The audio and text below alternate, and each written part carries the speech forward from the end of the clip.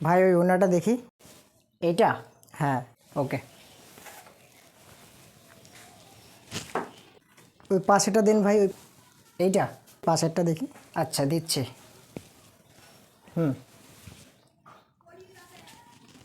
আর ওইটা দেখি, ওইটা ওই সাইডে যেটা এইটা? হ্যাঁ ওইটা দেখি। আচ্ছা।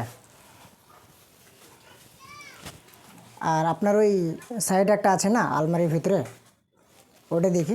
আচ্ছা এটা তো? এটা?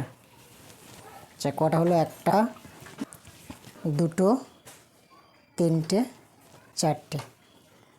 দেখো গো কোনটা নেব। তো তোমার যেটা পছন্দ তুমি সেটা নাও। আচ্ছা এইগুলো দাম কত করে ভাই?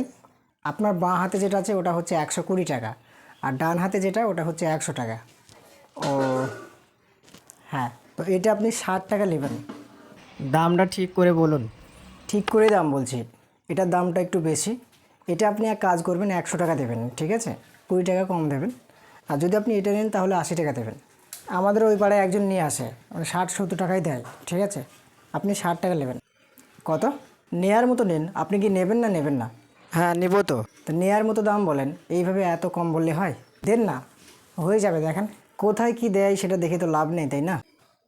ঠিক আছে, তাহলে আপনার জিনিস আপনি রাখেন। দেখবেন দোকানে অনেক মহিলা কাস্টমার আসে, তারা 5 রকম মনের মানুষ, ঠিক আছে? সব রকম মাল দেখাতে বলবে, দেখার পরে ভালোভাবে হাঁটকাবে মালগুলো। হাঁটকানোর পরে তখন শেষ বেলায় এমন একটা দাম বলবে যে দামটা নেওয়ার মতো নয়, ঠিক আছে? এরকম একটা দাম বলে তখন বলবে তোমার মাল তুমি রেখে দাও, আমি চলে গেলাম অন্য দোকানে। এরকম করে চলে যায়, তাই না?